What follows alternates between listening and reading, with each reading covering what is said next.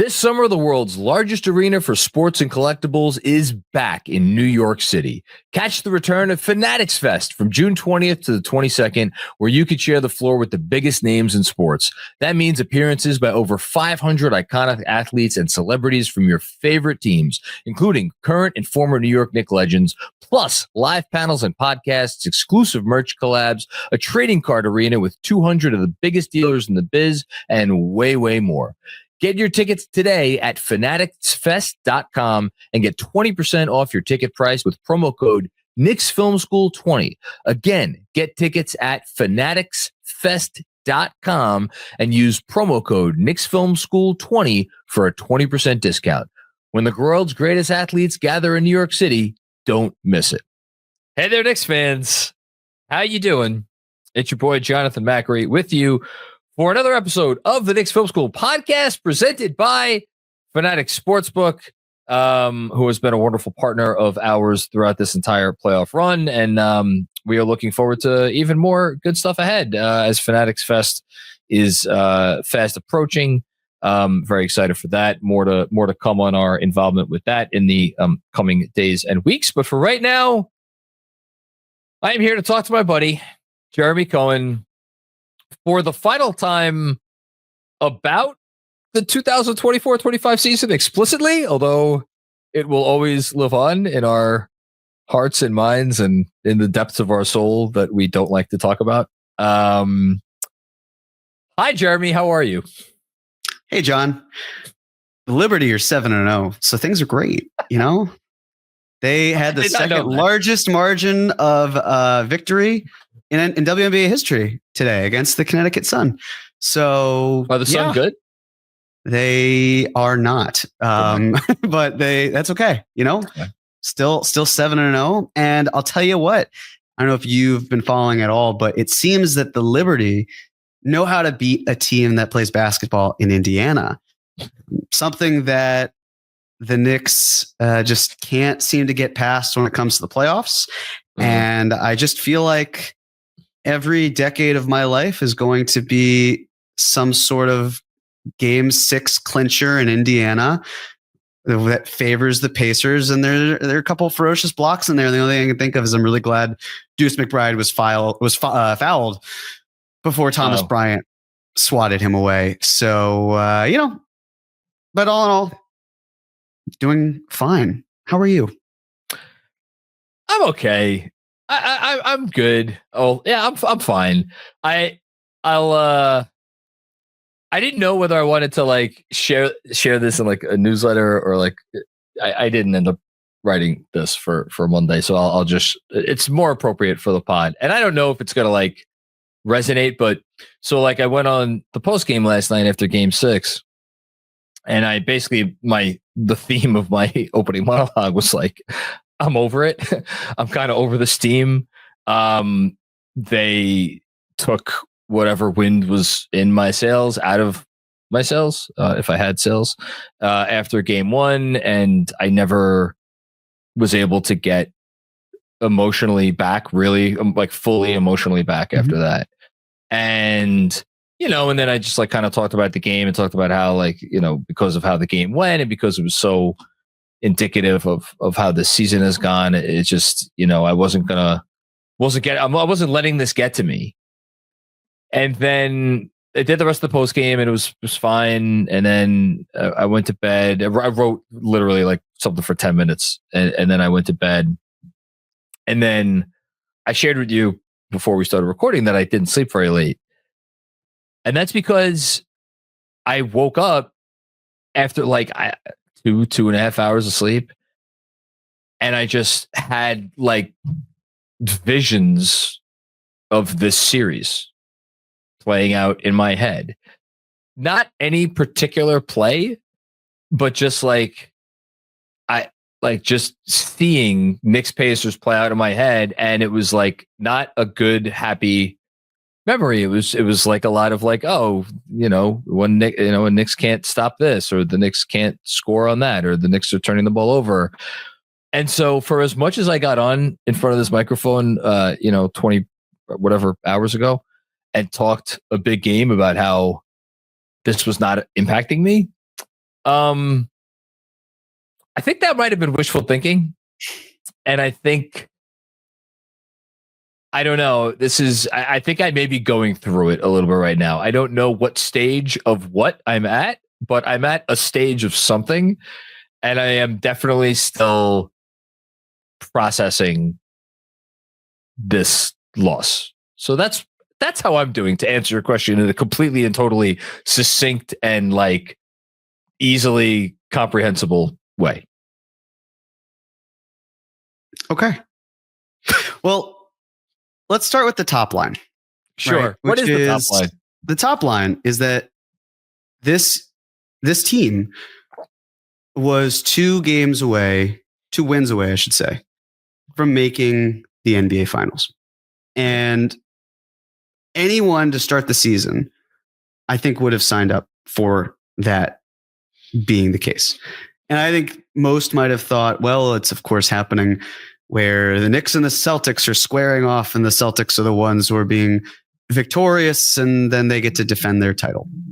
And that wasn't the case. In fact, the Knicks beat that Celtics team in order to get to where they're at. And I am proud of this team for what they accomplished.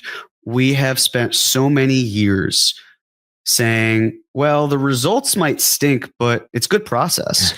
And then the return of that is, okay, well, that's great, but in this league, what matters are the results.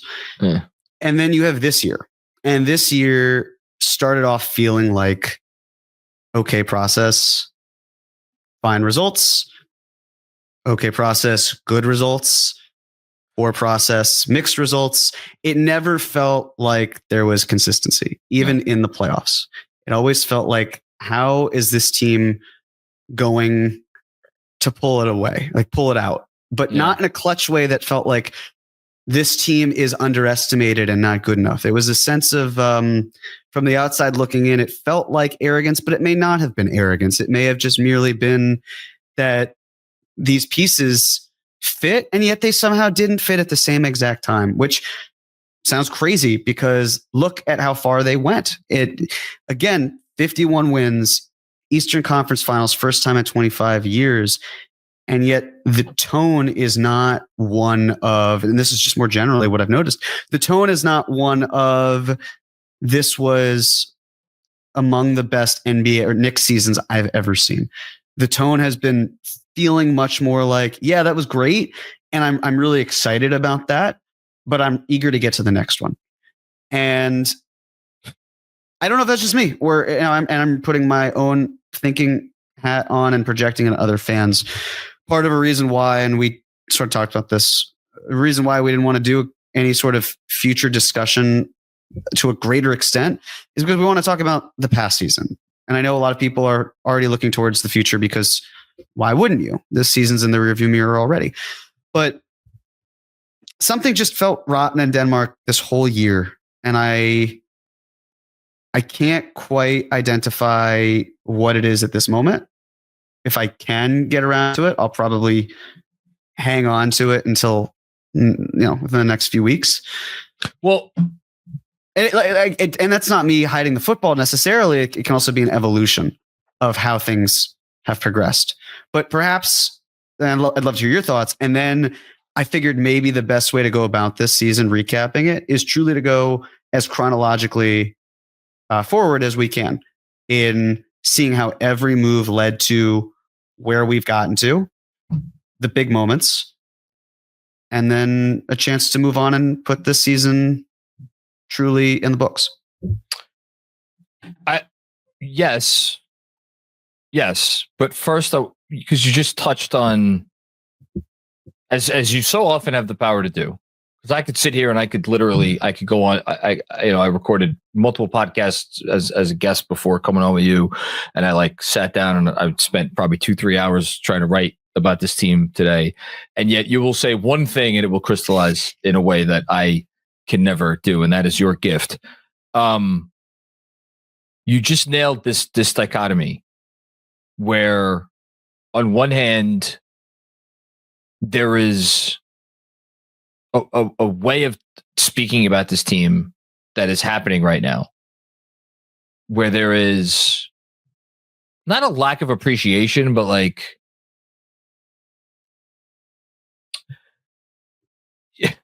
not how you would expect a fan base to talk about a team that just made its first conference finals in 25 years. I don't know how else to phrase it. It's just not in no universe. It doesn't matter what they gave up last summer.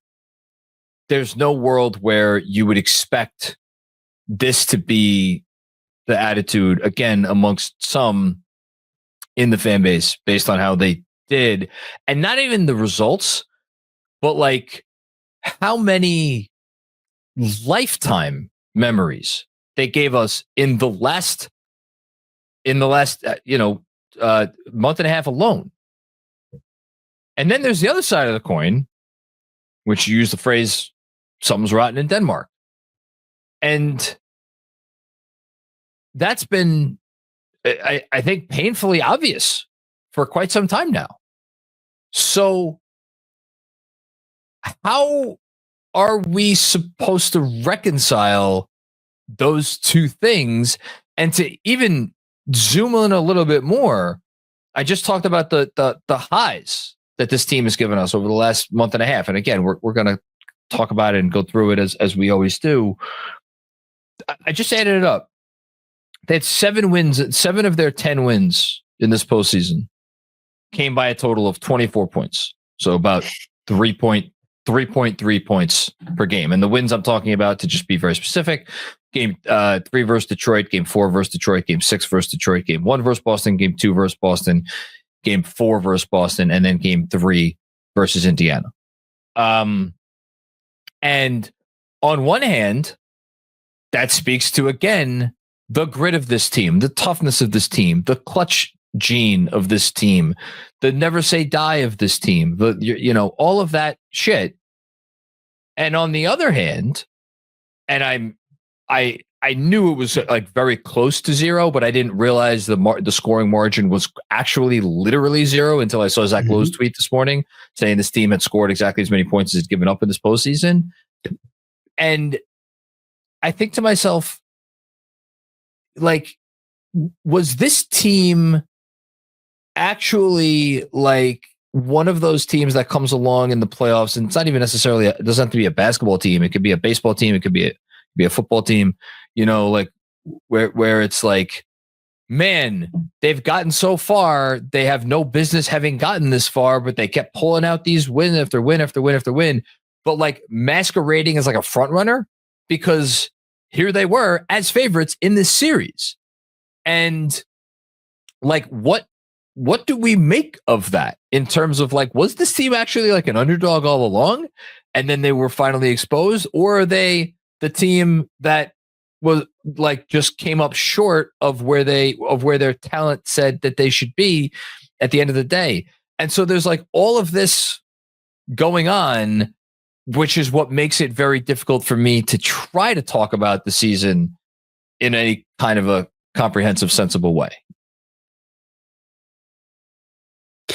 The fact that we also saw what didn't work for so long, it didn't change, and it stayed the same.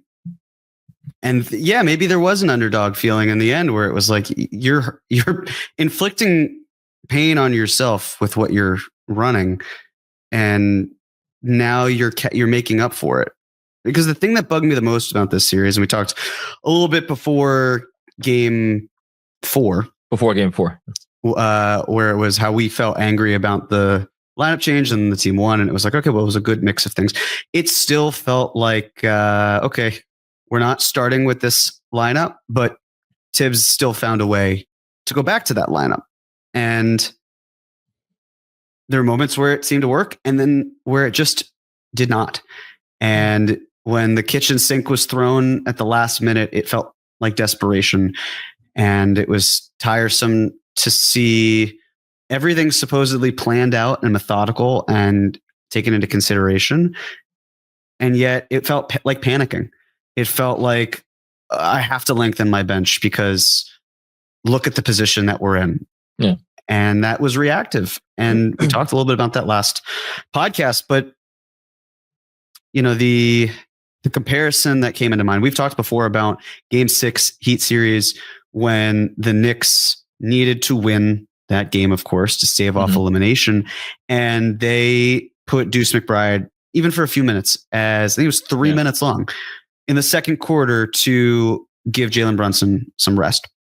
And the game pretty much got away from him at that point. That's where it started to be. And it wasn't exactly the same where I believe it was Mitch, Hart, Wright, Shamet, and Deuce. I think that was the lineup that was thrown out there. But the mere fact that it was not one of Jalen Brunson or Karl-Anthony Towns on the floor at any point. And then the lingering questions, the big elephant in the room that we're going to have to talk about too is, can the Knicks' two best players coexist on this team moving forward? And adding into that, can they coexist with this head coach moving forward? Can this head coach coexist with the team that's there?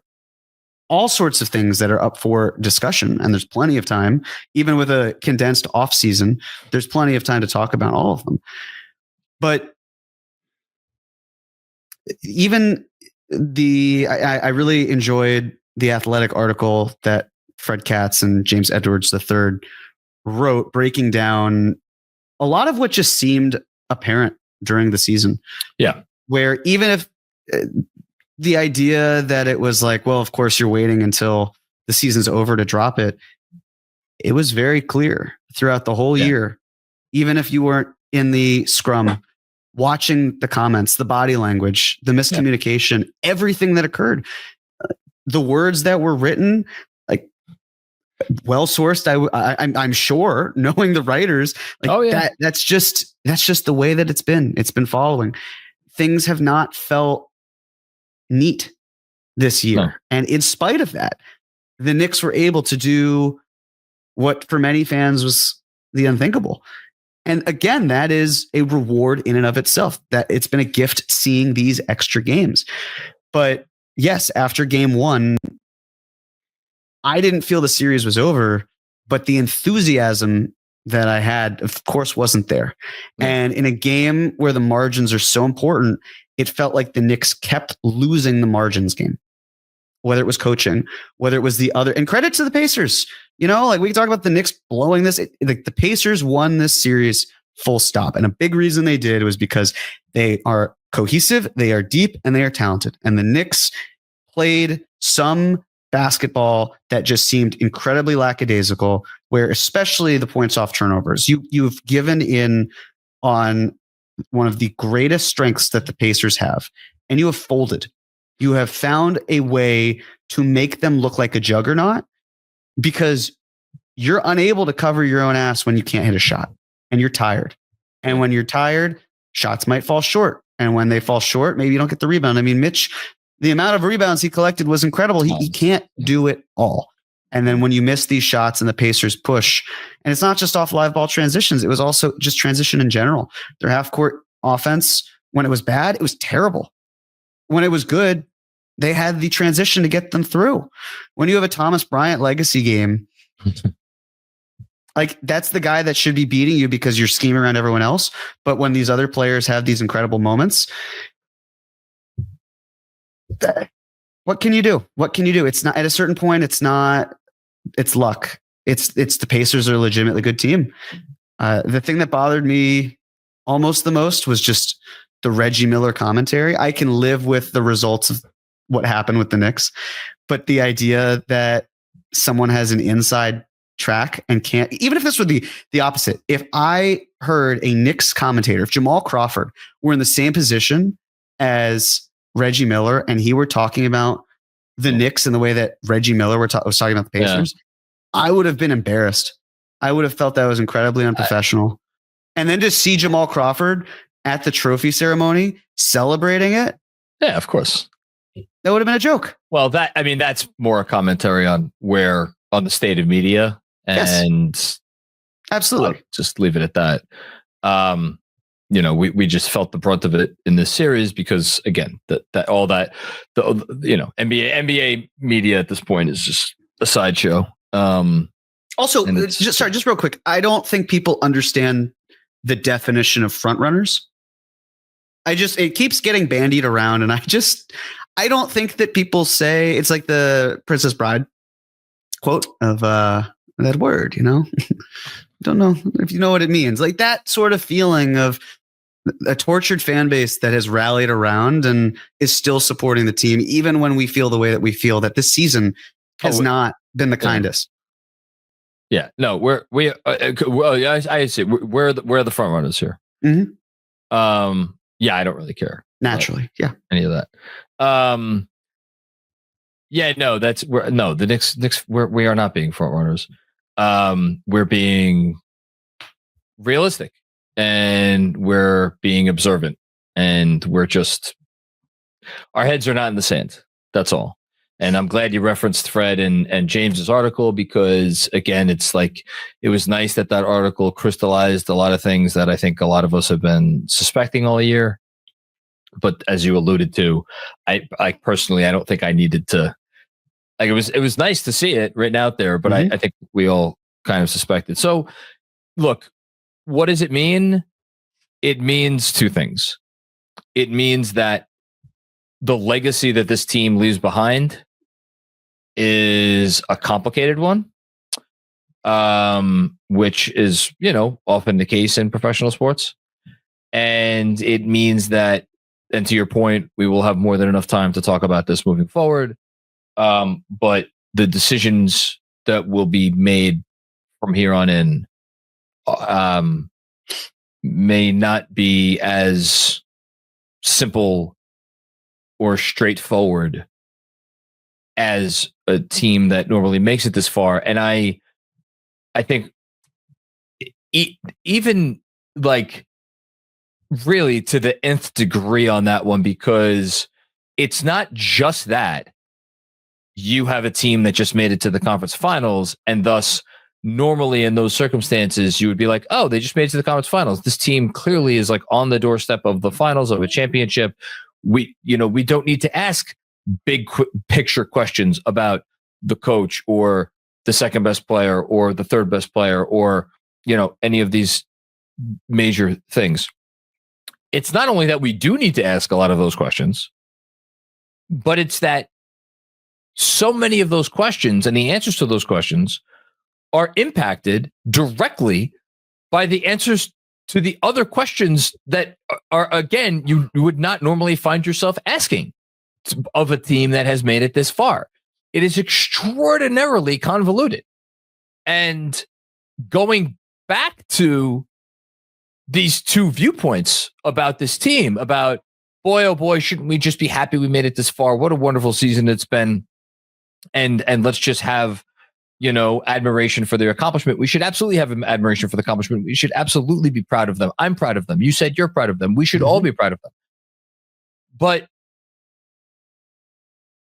to allow that feeling to override the natural instinct to ask questions that, again, you would not normally find yourself asking about a team that has made it this far would be irresponsible, which is why the next several weeks are going to be an interesting time here in Knicks land. I think is the best way to sum it up. All right. Anything else about Game 6 or this series that we should say? I mean, I've talked about it a lot. I don't know if there's anything else before we kind of move backwards, I guess, as it were. One thing that was relevant to me, just in kind of digesting some of the stats that I hope to never look at again, but who am I kidding? Of course, we're going to refer back to them, is the Knicks in the playoffs in terms of accuracy. They shot, according to Cleaning the Glass, 62.9% at the rim. Okay. That would be good for 17th among the 20 teams that qualified for the play-in tournament or beyond. That's not good. Would you like to know the teams that were behind the Knicks? I have no idea. Actually, I wouldn't be able to wager a guess. Chicago. Okay. Atlanta. Okay. Sacramento. What do they all have in common? They lost in the play-in. Okay. They lost. Now, that's interesting. The Knicks were only 0.1% behind another conference finals team, the Minnesota Timberwolves. But that was a big issue, which was finishing, because it wasn't just the missed shots that the Knicks had. It was the live ball turnovers. It was also the missed field goals at the rim that then turned into transition opportunities. Not being able to finish was huge. And the Pacers capitalized incredibly, especially in game 6. Yeah. And the reason I bring it up is because the bones of this house are pretty damn strong. Yeah. And I know that it might not seem like that in the moment. But if we're saying that a team with flawed process throughout the year was able to get to the Eastern Conference Finals purely through talent alone, then that means that they're pretty damn talented. So it's, how do you manage that talent? Or if it's not the same talent that you need to get to the next level, change out some of that talent without taking a step backwards. And I think at this point, like, yes, we should talk about the season as a whole, just to bring it completely full circle to get us back here. But let's start from the top. And by from the top, I mean the top of the hierarchy, which is James Dolan. James Dolan, to my knowledge, to your knowledge, to those listening, weren't any reports about interference from James Dolan. He let those beneath him do their jobs. And of course, the Knicks exceeded expectations, got it done. So good for him. Leon Rose and the front office. Start there. I think we should go through the transactions for the most part. I mean, really for the whole part if we want to, but just to run through them, the logic, and eventually where it got us to. So the very first transaction that I guess we could count for this offseason was when the Knicks traded their first round pick. I believe it was the 24th pick overall to Oklahoma City for second round draft pick compensation. Oh, now we're going into the weeds here. Yeah. You cool with that? Listen, I figure we might as well. No, sure. Because a lot of this comes down to dollars and cents, because the Knicks could have found opportunities to get better, but they were constrained by the salary cap, and the new CBA is going to be a factor. Sure, it has been all year. So trade out the pick, save the money, able to, I believe, trade back a little bit as well and pick up Pacome Dadier, got his salary below the rookie scale, saved the money, which they needed then for later on. So that was good. Traded second round picks to get Tyler Kolek. Dadier and Kolek played sparsely, to say the least. They were rookies who were not trusted, who were not given opportunities to be trusted, but also there were veterans ahead of them that did things. And of course, unfortunately for them, or fortunately for the Knicks, the main players the Knicks had stayed healthy because of an award-winning health and medical team. Yes. So that happened. Of course, before that, but then officially happening was the re-signing of OG Anunoby. Yep. I guess I should say that happened afterwards anyway. But what happened before and then we finalized afterwards, or saw finalized afterwards, was the Mikal Bridges trade. Yep. Which was Bogdanovich, Diakite, Milton, 5 first-round picks. The Knicks receiving Bridges and a swap, Keita Bates-Diop, and the pick swap, as well as a second-round pick in the 2025 draft, and draft rights, as well as a couple other second-round picks and whatnot. And I know what the numbers say in terms of Bridges and the Pacers series. How quickly many forget how pivotal he was to even getting the Knicks to the Pacers series against the Celtics. I felt like most of this season, Bridges was not empowered by the offense, that being in that spot up role, which is something he certainly can do, but he did well on pick and roll, and he just did not do a lot of it. And it felt like there was a lack of creativity around him, that there were a lot of mid-range pull-ups where you even see it. There's the inability to create contact, to shy away from it, that then impacted the Knicks throughout the entire season. And maybe that lack of contact increases his durability. But if you're also not getting the best version of Mikal Bridges, then what does that do for you? And in terms of the assets, I'll pause in just a second, turn it over to you. Yeah. In terms of the assets going out, I understand why so many fans were against the quantity of picks. You get 2 years of team control for what was, and lesser now because of everything that happened, a real key wing to help you, the two-way player. And I can certainly live with the 19th and 25th picks going out the door. I think that giving 3 future unprotected picks, sure, I wasn't overpay. Said it at the time, feel that way. But it's not a worry over the 2031 pick being out the door that is frustrating for me. It's the Stepien of it all, where it's like, well, now this year, if they wanted to trade the 2032 pick, they can't because the 2031 pick is out the door. So they'd have to get an unprotected 2031 pick, which they likely will not get, in order to then be able to unlock that pick or trade the 2032 pick instead. So it hamstrings them a bit. But I also feel as though the front office recognized that getting talent in the door, and we can always move talent and figure it out later, just keep upgrading and sending out salary that didn't mean anything and no key players and no key rotation guys for this is understandable. You don't have to like the trade, but the Knicks were going to have to lose that salary slot no matter what with Bogdanovich. Who else they were going to turn it into? I mean, there are names. We can always go over them, but as we've said before, I have yet to hear compelling arguments for players instead, and it had to be used at some point. And we can have that conversation, and not even you and I. Be like, if anyone wants to ask those on an episode of Cream, I will happily go through it. Bring me your suggestions. But there just wasn't a ton of talent in the market, and not a lot of guys that swapped jerseys where it felt like the Knicks really should have done that instead. So I'll stop there for a second. What are your thoughts on those moves? The best defense of the Mikal Bridges trade at this point is that if you are someone that is like, I want them to trade Mikal Bridges for whatever your reasons are, if they were to trade Mikal Bridges, they would need to get back a player with fitting pretty much the exact description of Mikal Bridges. Mm-hmm. And I think it is absolutely fair, because I've had them, to have misgivings about the way that Bridges went about his business this season. That said, I was going to say, we're talking about Leon Rose in the front office here. The number one thing on Leon Rose is my personal opinion. Other people may have something different as number one.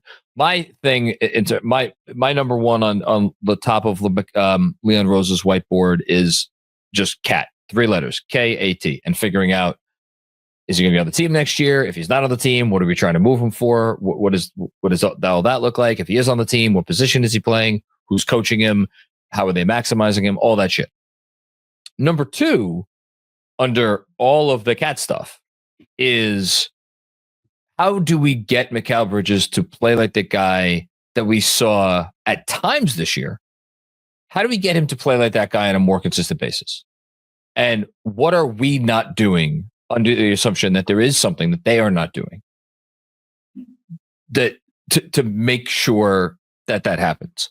Because it's, for as frustrating as he was at times, at no point, I mean, look, everybody has bad games. And yes, he had bad games. He had bad stretches of the season. But at no point was I watching it and being like, well, maybe early on when he seemingly forgot how to hit a 3. But at no point was I watching him and being like, man, we were really sold a bill of goods. This guy isn't what we thought we were getting at all. Was he a lesser version of what we thought maybe we were getting at times? Yeah, absolutely. Including in this very series that we just watched. But how much can you unentangle that, or disentangle that? That's the word. Disentangle that, the defensive part of it, from the fact that he's often guarding pick and rolls with Karl-Anthony Towns, who, again, go read Fred and James's story. Mm-hmm. And then on the offensive end, to your point, I'm not going to repeat it, what you just said.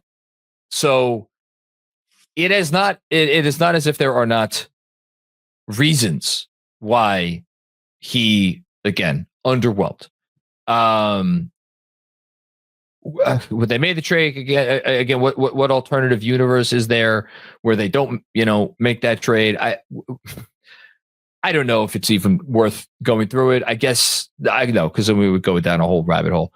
I largely agree with you on your point here. So I think we could move on. Yep. And the last thing I'll say on that is the front office using the salary in the way they did to pull off this trade was pretty impressive. It was. Especially, well, it's actually the next trade that was the even more impressive one, but keep going. Cameron Payne. Oh, yeah, Cameron Payne. I would say for a minimum signing, good job. Excellent ROI.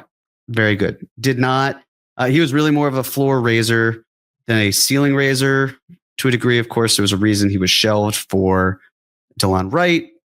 And he did a nice job of finding guys in the corners and hitting above the break threes. There are times where it felt a little maddening, but the on-offs with Brunson look the way they look, largely because Cameron Payne did a really nice job this season. He did. And that he really assisted them where they needed it. They got 15 minutes a game, I believe, from him. And again, for a salary that is minimum, that's a good deal. So nice job. Precious Achiuwa signed for $6 million. That was really at the end of July when that happened.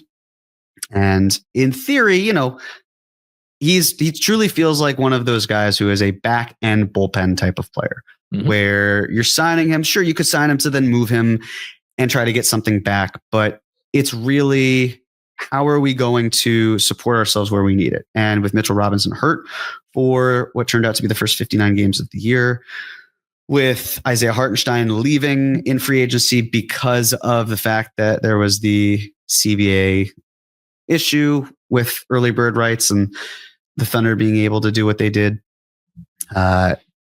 they needed backup, and he provided that. And I don't think he was the best version of it, but also I think expectations might have been higher than they should have been. And I get why it was $6 million. At best, you trade him. At worst, you just kind of have him as depth. And that's really what he became. He became a depth guy. He was more exposed than he probably should have been because of the fact that the Knicks didn't have players to play ahead of him. There were times where his play was a little maddening, but he's not a floor spacer. He wasn't deployed like a 5 necessarily. He can't shoot like 4. And that's where things got a little mucked up. I was about to say, according to Cleaning the Glass, spent almost 50-50, the same amount of time at the 4 as the 5 this season, 51% at the 4, 49% at the 5. Again, take the numbers with a grain of salt, but the differential at the 4, Knicks minus 1.4 per 100 possessions with Precious. Precious at the 5, Knicks plus 1.9 points per 100 possessions with Precious at the 5. Precious Achiuwa is a 5. He's not a 4. He's a 5. We know this. He has misgivings at the 5. He's not a perfect 5, but if you're going to play him, he should be at the 5. The all of the moments that you're talking about where you wanted to reach your hands through the television screen and wring Precious Achiuwa's neck, the vast majority of those came when Precious Achiuwa was at the 4. I also don't quite know what fans would have expected otherwise, because when you see his shot profile, it's just, especially in Cleaning the Glass, it's a sea of blue. It is completely inefficient. And it's just always he has never been that guy to shoot well. No. So it's not like they lost money here. It was just they needed relief in some capacity, and that was what they got to a degree. And you would see less of him if you see more of Mitchell Robinson. Yeah. Wasn't meant to be. From there, then, of course, Knicks sign Landry Shamet. He gets hurt. Then he is no longer on the team as a result, but that's a skipping ahead for another step because of then the trade that came completely out of left field. And in hindsight, it probably should not have. Yeah. It probably should have been pretty obvious and staring us right in the face, which was the Knicks doing a 3-team trade right before training camp that involved them trading Julius Randle, Dante DiVincenzo, Keita Bates-Diop, and a first-round pick out, as well as the rights to Charlie Brown Jr., Daquan Jeffries, Dwayne Washington Jr., to the Hornets and receiving Karl-Anthony Towns, James Najee's rights, and some other pick swapping and whatnot that occurred there too. And we'll have plenty of time to talk about Cat this summer. I feel as though Cat was never truly optimized and empowered from an offensive one opinion. It is. I just feel as though when you get one of the greatest shooting bigs of all time and you're ranking 27th in the NBA in 3-point frequency, and Cat is shooting the fewest threes per 100 possessions since I think 2018-19, something is amiss. Something's wrong. And we can talk about Tibbs and whether it's flexible or not. Well, he's not flexible. Right. That's why I'm saying we could talk about whether it is or not. Like, don't need to. He likes what he likes. But it felt as though this season it was just the whole idea where it was like Leon got his man. I'm not certain. I'm not sold. I'm just not. In what sense? Why? How are you not sold? I understand the rumors and the reports for years of the Knicks wanting Karl-Anthony Towns and then finally getting Karl-Anthony Towns. And this isn't even me laying blame or talking about the playoffs or anything of the sort. It's the Knicks deviated so far from what they prioritized in how they generate their offense and how their defense is prioritized. Like truly going from 48 minutes of rim protection to, okay, well, we're going to be comfortable with Cat's defense because of the offense, but then not making the offense that he does a focal point. And then, of course, when wings got put on him defensively, changing so much of what he was able to do in January and feeling like the Knicks didn't adjust from there and everything. You know, you talk about, okay, what about Cat, Brunson, and three guys who can hit corner shots with Deuce McBride being there instead of Josh Hart? Seldom saw that this season. So I don't feel as though Cat was put in the best position to succeed, but I also feel that even though, and I've seen the numbers defensively with the on-offs, especially with Brunson's not going anywhere.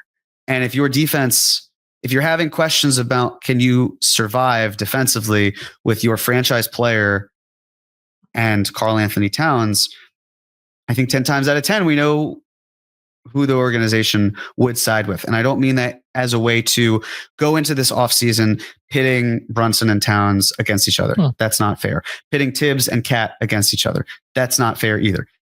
But there is something to be said of how the three of them work together, or how two of them work together, how that all comes into place. Because offensively, I felt it was a challenge, and defensively, I felt, and the text from The Athletic explained exactly this, where if there is a weak link in the fence, how kinetic everything is there and how it all breaks down as a result. But I just feel as though the front office was comfortable with Tibbs not restructuring what is comfortable for him. And to everyone's credit, Knicks still made the Eastern Conference Finals, but that was part of the bad process where you talk about how do you optimize Mikal Bridges. I think a great way to optimize Mikal Bridges is get him amazing corner three looks, and he'll probably feel better about himself in addition to creating his own offense. If you reduce him to just spotting up, what are we doing here? But the Knicks as a team, by moving Julius Randle, lost a key element of playmaking. Yeah. They just did. And they don't have great passers. They have some good connectors, but there's no one, especially in the front court, where you're like, that player makes plays for other guys. Cat can pass really nicely, and he can be flashy, but if he's not hitting guys in the corners, and if OG and Bridges aren't able to effectively do it to the best of their abilities, and Brunson can do it fine, but there was just something about how the offense flows that took a step back and felt clunky. And it was also then the defense as a whole, but the offense didn't feel cohesive, and it just felt my turn, your turn. It didn't feel as synergy. There wasn't as much synergy as it felt when I watched the Pacers, where those were guys who knew their roles, who knew exactly where they needed to be. It was like they were reading each other's minds. They were on the same page, and they had another season to be able to do that. And they had the second best win percentage since January 1st with the number one team being the Thunder. So the Knicks they weren't on that same page. And so much of it then was, how do you put these players in the position to succeed? And if you're the players, why are you not putting yourselves in a better position to succeed? It's a two-way street, but it didn't click all year.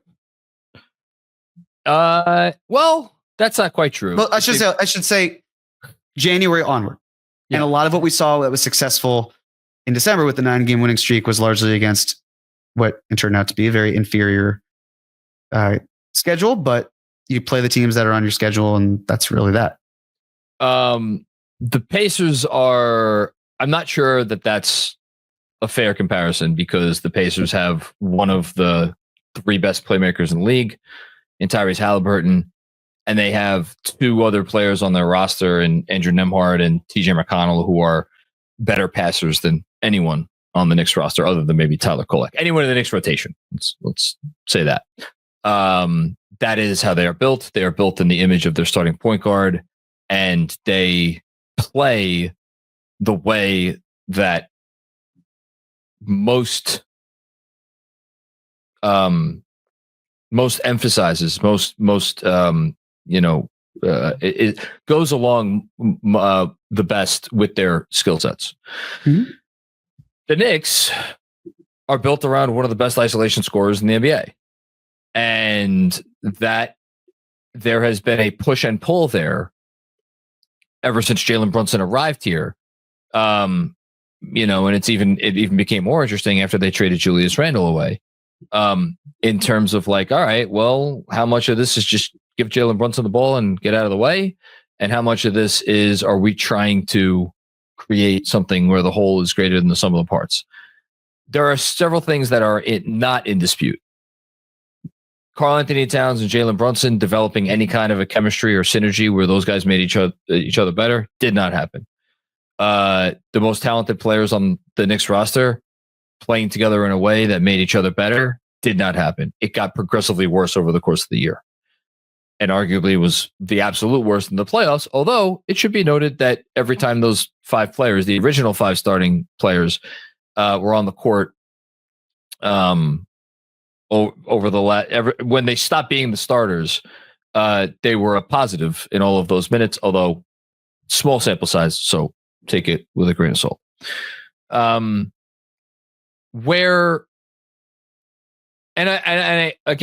think that the Bridges part of it is its own piece, and I agree with you. The fit with Bridges in general was never right. There was something that was off there from opening tip, and I think that really played into why he had a very difficult season. The Cat. Oh, and one other thing I'll say. Mm-hmm.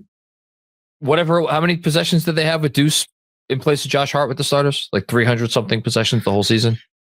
And I'll take a look, but it's nothing, and it was a negligible amount of possessions in the playoffs. Truly negligible.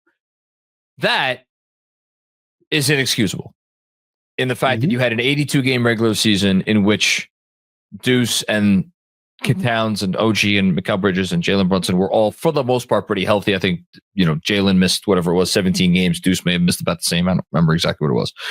Cat missed some time, obviously. But they were healthy enough that you could have given that unit some real run. Even if you didn't want to change the starting lineup, you could have given that unit real run. You never did. Inexcusable. Borderline inexplicable, except we know this coach just he wants size out there, and if it's not big enough for him, then it's not good enough. All of that being said, the Cat offensive part of it, this is not a conversation that has started this year. It wasn't a conversation that started last year. It has been a conversation that is going on with him for a decade, in terms of how do you maximize the offense of this player. And I think it was easier to maximize the offense of Cat when he was at the 5 and he was the best player on the roster, but those teams stunk. And then you bring in, and then Anthony Edwards comes in, and it's, oh, okay, well now Cat could be the number 2. And those guys never got on the same page. And they never made each other much better. And then Cat comes here. And it starts off pretty freaking good when Karl-Anthony Towns and Jalen Brunson are the best pick and roll duo in the league for the first, whatever it was, month and a half, 2 months of the season. And then that slowly starts to deteriorate to the point that I'm fairly certain they finished the postseason with more games played than Jalen Brunson assists to Karl-Anthony Towns for made field goals. At some point, we do have to acknowledge that for all of his monumental and truly awe-inspiring gifts on the offensive side of the floor, Karl-Anthony Towns is an extraordinarily difficult player to not only maximize himself, but also to have in a way where it maximizes everybody around him when, again, he is not the best player on the floor, where there is another alpha out there on the floor. Something about that just does not seem to add up. And there is that side of it, which is to not excuse it, but this is not a new conversation. For me, like the whole conversation is the defensive conversation. I shouldn't say the whole conversation because the offensive part of it is a real part of the conversation. And it should be, it needs to be. Again, the whole theory of the thing. Best offense in the league, acceptable defense. Guess what? You got to an acceptable defense. You had an acceptable defense in these playoffs. The offense was not otherworldly. The offense was anything but otherworldly. Even against Indiana when the offense was better than it was against Boston and Detroit. So there was just a lot to be desired all the way around. And I think Benji puts it really well when he says, like, the blame pie has like 3 slices. And if you want to include the front office, 4 slices, because they're the ones that made the trade to begin with. But it's the front office, it's the coach, it's the point guard, and it is Karl-Anthony Towns himself. Mm-hmm. And, I don't know who, where you want to apportion. We don't need to apportion, percentages to each of those things because it's a futile conversation. But all of those parties are involved in this. And ultimately, at this point, if we are going back and we are assessing the decision to make that move as opposed to more of a stopgap move to bring in a serviceable center. And again, even that's a complicated conversation because we can't sit here and say for sure, well, would they have needed to trade Julius Randle's salary to bring in a serviceable center, or where there's a center that they could have brought in where they would not have needed to let go of Randle? And how would that have changed how the team looked and all of those sorts of things? The point is they decided to do this move. I think here's where I stand. For as much as there's going to be a lot of talk about trading Karl-Anthony Towns in the coming weeks, it might sound crazy. I think if they had to do the trade over again, I think they'd do it. Because I think Towns was essentially exactly what you thought you were going to get. And you could argue he was better probably than you thought you were going to get. Because for as much as he was frustrating at times in these playoffs, he had some massive moments throughout the postseason as well, and not just on the offensive end. So I'm not saying that means the front office deserves an A or even like a B plus or whatever for that move. Because again, there's so many complications that come with bringing in a Karl-Anthony Towns onto your team. But again, I really do think they would do it over again. Why do you think that might sound crazy? Because I think we're in a place where it is not unreasonable to suggest or to say the following statement. Until the Knicks figure out their Karl-Anthony Towns problem, they will not be able to win a championship. If you were to say those words, I personally would not call someone saying those words crazy. I don't know if you would. I would not call them crazy. Understood. I agree they would do it all over again. But the reason being, sure, yes, of course, it made the Knicks better overall, right? They've gotten further with Karl-Anthony Towns than they did with Julius Randle, or even in the lone season that they had with Dante DiVincenzo. But a lot of this, as it almost always does, is probably going to come down to money and team control. And the fact that Julius Randle has a player option. And if he opts out of it, it makes life a whole lot harder for whatever team employs him. And if he opts into it, you have to figure out a way to match salary to get exactly what you want because of the new CBA. And the way that I see it is that the Knicks very much comfortable with getting Karl-Anthony Towns because he raises their floor and raises their ceiling at the same time. And there are going to be adjustments that need to be made on both sides of the ball. This happened so late in the summer that it was basically fall by the time it occurred. And it actually was fall. And it started right before spring, before training camp. Had the Knicks been able to make this move at the beginning of the offseason, maybe they would have shaped their roster a little bit differently. But the Knicks went into this comfortable because they now have the level of control of players that they would not have had and the challenges of making the math work. And we can sit here and say, well, that means that Karl-Anthony Towns is gone. And that's not even what I'm saying. But it gives them an avenue to get better while also eliminating a problem, which is that Karl-Anthony Towns has no say in where he plays basketball next year. And Julius Randle very easily could. Can I add one thing? As you build a team is really important, especially as Jalen Brunson takes the extension instead of waiting till this summer to get the biggest contract he possibly can. You glossed over, I think, the most important part here, which is that, and we could rewind to last summer. I don't know if Fred said it on the pod, if Fred reported it, but I know Fred has said this publicly because I definitely asked him about it on the pod. So I don't know if he wrote about it or he didn't write about it. I asked him about it on the pod and he gave this answer, which was to say, in terms of extension discussions, potentially between Julius Randle's camp and the Knicks, in no uncertain terms, the impression that I got from whatever, I forget his exact words. I'm not going to put words in front of his mouth, but that there essentially were no discussions because it was known, it was understood that one side was over here. If you're listening on the podcast, I'm putting my arm all the way in one direction, and the other side was over here. And that there was just no reason to even have that conversation.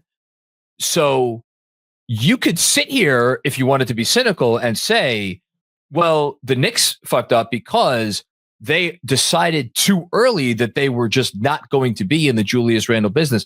No. I think what the Knicks decided that they were going to be out of the business of giving Julius Randle what they knew last summer it would have taken for him to extend last summer if they wanted to avoid this very issue that the Timberwolves are going to have to deal with right now. Mm-hmm. And then the other side of the same coin is the fact that, okay, if you are going to do what you have to do to avoid that issue, and this goes back to something I'm going to correct myself what I said a minute ago about, well, if they were going to get a stopgap center, would Julius be here or would Julius not be here?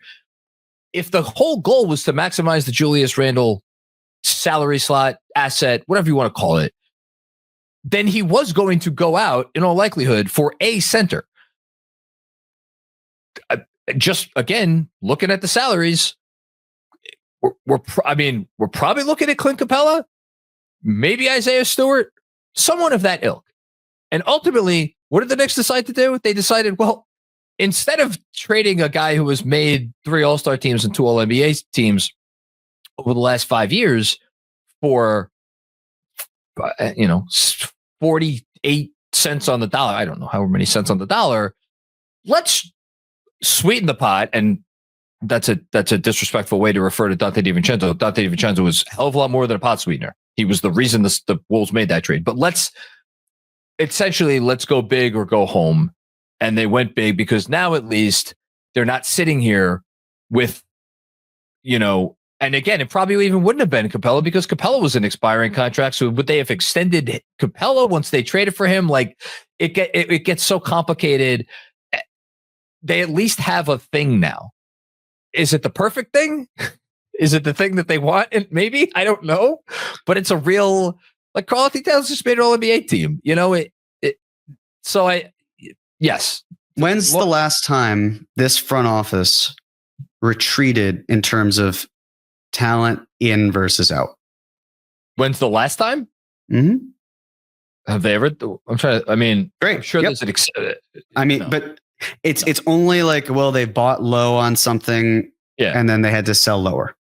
But other than that, like the idea that they would take an all NBA player and then move him for matching, similarly expiring salary at a position of need, and then try to get assets back. That's a very like an Isaiah Stewart or something, right? But like that doesn't. They don't go back. That caliber of player, right? That's not something that they have ever had interest in doing as they've built themselves up year by year. Yeah. It just isn't. So it makes sense for why they did this. It's a business decision that led to a personnel decision. And then the team did not adjust their personnel around the player that walked into the door because the Knicks brought him in. And that player then on the defensive side at times would struggle to help everything click.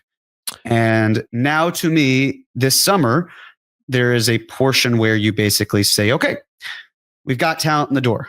As I said, bones of this house, they're good. Are we going to keep building around these stars?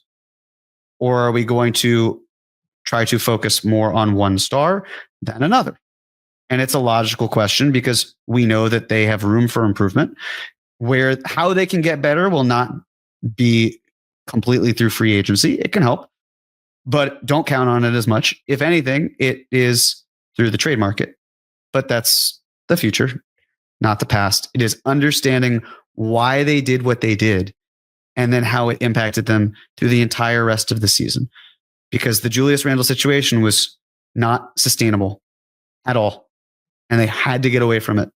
And by doing that, they changed the fundamental way that they operate in the front court. And the trade-off was worth it. And they got further. But that also doesn't mean that it's a trade-off that they want to do forever. And if they do want to make that trade-off forever, that's fine. But then we need to figure out ways to complement that trade-off. And that for this season did not really exist. And to be explicitly clear, what they wanted to do versus what they didn't want to do versus what they were forced to do, all of this entire decision tree emanates from one seed and one seed only, and that was Isaiah Hartenstein getting paid $89 million to go play for the Oklahoma City Thunder, who are probably about to win the NBA championship. This entire, everything about the entire offseason, with the exception of the Bridges trade, to me, I don't even know if that's like an interesting question. Like if they knew Hartenstein was coming back, would they still swing the Bridges trade? My guess is yes. For a variety of reasons that, again, we don't need to get into because it's so many steps removed from what reality actually was. And then, that's where we're at. So then things are going great. We're seeing the first, 20 games stumbling a little bit just to get acclimated. And then they start to hit their stride. And then January comes along and they're struggling. Starting lineup's not really doing what they can do. They're definitely missing rim protection. And then we get to a point where how can the Knicks upgrade? And we talk about excessively different ways that they can mix and match salaries, but they're pressed up against the second apron very closely because of the trade that involved Karl-Anthony Towns. And it is, again, like it's our job to create content and well thought out content. And yet to me, as I was going through it, like, even the things that I would have wanted, it was just like the avenues here are so slim. And in the end, they made the choice that, like, at my core, I felt was the one that they could really only make. Even if we want to talk about Precious Achiuwa and sending his salary out, the assets that the Knicks had while balancing the tightrope of short-term and long-term and everything, using Jericho Sims' salary to add to an area of need, which turned out to actually work out quite well for the Knicks because they didn't need Jericho Sims, especially with Mitchell Robinson back. And credit to Mitch and the medical team for keeping him healthy. And he was fantastic, truly.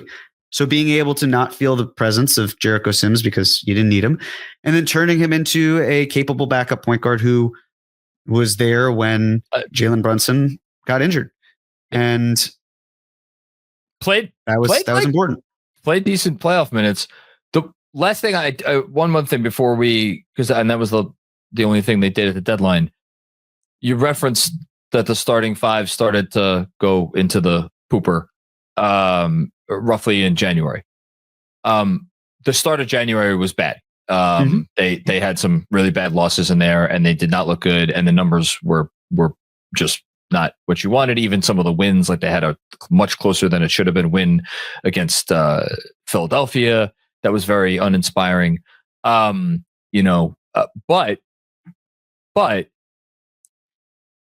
arguably their best 3-game stretch of the entire season, of the entire regular season, came at the end of January when they won 3 consecutive games against the Sacramento Kings, the Memphis Grizzlies, and the Denver Nuggets. And then the next game after that, OG Anunoby gets injured against the Los Angeles Lakers. He plays 16 minutes in that game, and then he misses the next 6 games after that. He comes back, and who goes out injured not long after that? Jalen Brunson. So OG goes out. Brunson then goes out shortly thereafter. Mitch comes back, but Mitch is not really able to play many meaningful minutes, or really hardly any minutes at all, with Jalen Brunson. But I do at least want to point out that if, like, you can look at that end of January as like, maybe they were actually starting to hit a stride, and then injuries at least played a role in why they were not able to do that for the rest of the season. Yes. But then we go back to the same tired, negative starting lineup that didn't work, which then can probably lead us to the Tibbs portion of this conversation. And looking it up in terms of the time spent, the Knicks played 82 possessions with the starting 5, but Deuce McBride in place of Josh Hart in the regular season, and 16 in the playoffs. So that's a total of 98 non-garbage time possessions. The sample size for both incredibly small. A consistent theme is an elite offense. We're talking both of them, again, grains of salt. Both of them 100th percentile in points per possession. Both of them disastrous defensively, 3rd percentile in points per possession. And maybe seeing them more could have at least worked out some of the kinks. We'll never know. We don't know. But it was also 79th percentile regular season as a whole. And it just, you could look at it and say, well, you need Tibbs type players to run a Tibbs offense and defense. And that's just what you're going to get. And sure. But I also wonder, at what point, if you are Tibbs or if you're the Knicks, do you say, well, why is it that we have to constrain what we do to the rigidity of this coach? Why is it that we're not experimenting as much when we have the time to do so? Understanding, of course, that there were injuries that were being balanced, that the Knicks really didn't have full health for a while. I get all of that. But it still felt like mixing and matching was clearly on his terms for reasons I still don't quite understand. I mean, he's a coach, obviously, but when the numbers are that thorny, why you wouldn't be able to then say, hey, this really isn't working. What can we do to change it? And then not changing it and expecting it to change. And then changing it when it felt like it was too late. And it was too late. It wound up being too late. And I'll look back at this season, as we've talked about, with pride, but also consistently wondering what could have been, while also being excited and not excited at the same time, which is a crazy thing to think about, because every other day was a new opportunity for the Knicks to make me and make us happy. And yet it didn't often feel that way. It didn't feel like it was an opportunity. It was a gift. And I don't say that as a jaded New Yorker or a jaded Knicks fan. I just say that as someone who has watched this team long enough to understand and appreciate how far they've come without feeling like the process worked. But it did work because the results showed, as we talked about towards the top of the show. So it can be ugly and still be beautiful at the end.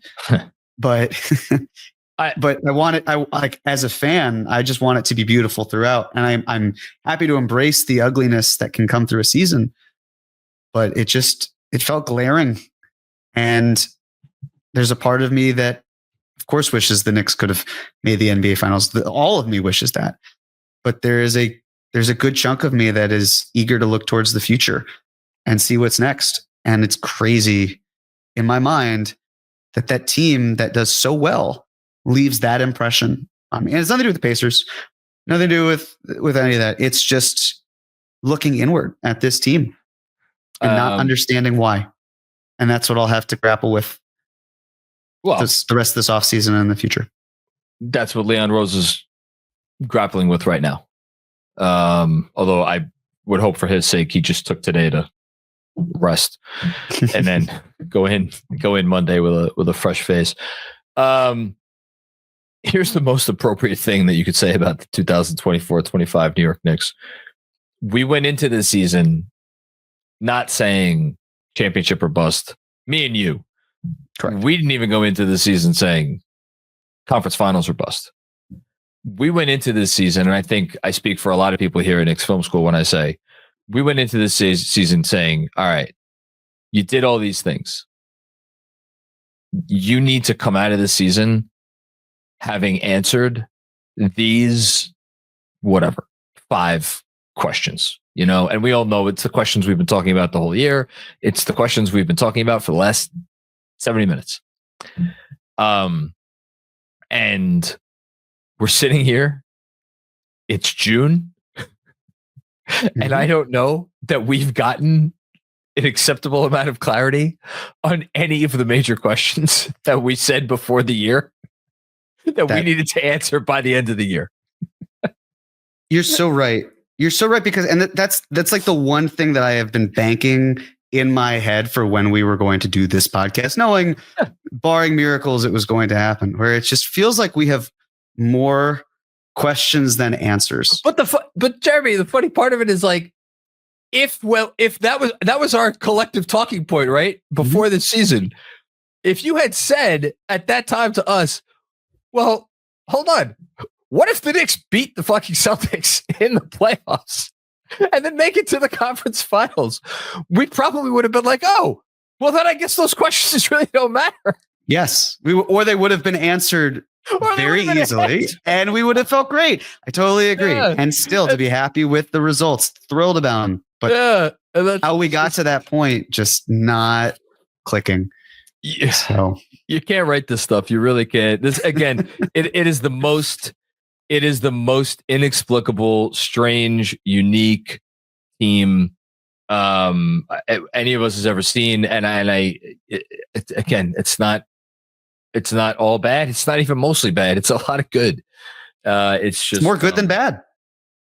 This team was it's just one of one. And then to put the cap on the last comment that I made, I don't think the book about the season may be written, but like how this year will be remembered by this fan base, I don't think we could answer that question yet. I think it depends on what happens this summer. I really do. Because right now it's almost a feeling of like incomplete. Was this year one of this core and you're going to have 2, 3, and 4 more years of this core? Or was this a one-off and there's about to be more changes that are coming? You never know if you'll get back to this point. You hope. It's easy to see how the Knicks would be able to, but nothing is promised. Nothing is a given. And we'll see how the rest of the 2020s shake out. But man, I would love to look back on this decade and be able to be like, yeah, the 24-25 season, that was a great year. Like truly in terms of results, but emotionally probably might rank lower in terms of how it felt. And I hope to be in that point because it means that the Knicks have ascended and achieved more than what we just saw, which is again, still an Eastern Conference Finals thing. And I don't want those listening to this to feel like, wow, these guys are just in their feelings. Like, yeah, I mean, this is us eulogizing, of course, but it's also the results were important. How can we ignore that? How can we possibly say that from a results standpoint, this wasn't the best year the Knicks have had in 25 years? It's factual. It's objective. And yet, for whatever reason, not to be a Veruca Salt, of don't care how I want it now and needing more. It just feels like, yeah, it was, but.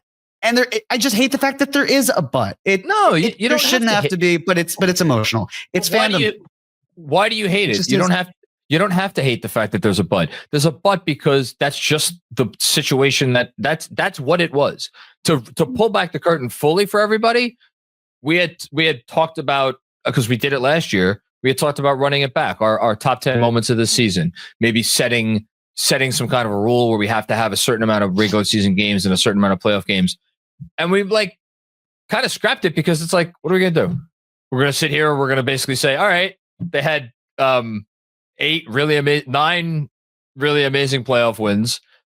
And okay, what was your favorite regular season game? That's a boring pod.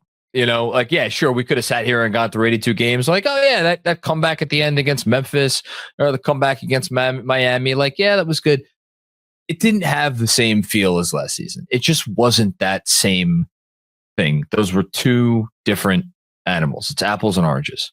So, again, it doesn't mean it's bad. It's not bad. And we're not saying it's bad. I don't feel like it's bad. They're in a good spot and they should be proud of the accomplishment. And as a fan, I'm proud of what they were able to accomplish. But I am sitting here on June 1st instead of reveling in that accomplishment. I remember last year, as I dedicated a whole week's worth of newsletters just to paying homage to the team that had done this thing, made it to Game 7 against the Pacers in the conference semifinals. And I'm like, man, is 1 week enough? I should write a month worth of newsletters about this team for everything they gave us. And I don't. There's not one part of me that feels an urge to do that right now. Maybe that's wrong of me. But that's where I'm at. I don't think it's wrong with you. I don't think so at all. All right. Well, all right. Well, that's your 24-25 New York Knicks in a hot second. We are done. Is there any business we need to announce or take care of before we get out of here? We just I don't think so, right? No, I'd say, to everyone who, also yourself included, of course, with all of the hours you've put in, thank you and hearty congratulations to everyone who spent time covering this team, and to those of you who even were just watching it. It was a lot. And yet I hope you did enjoy what you saw on the court. There's a lot that goes into fandom.